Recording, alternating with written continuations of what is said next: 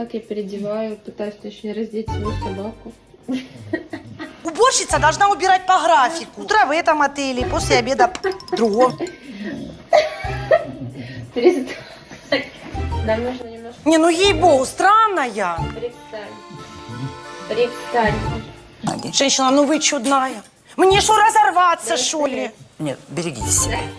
Не, ну ей-богу, странная. Милка, ты что, стоять разучилась?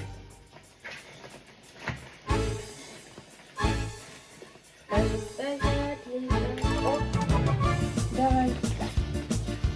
Я в этом бизнесе уже 10 лет. И меня еще никто не кинул. И поверьте, вам это не удастся. Просто.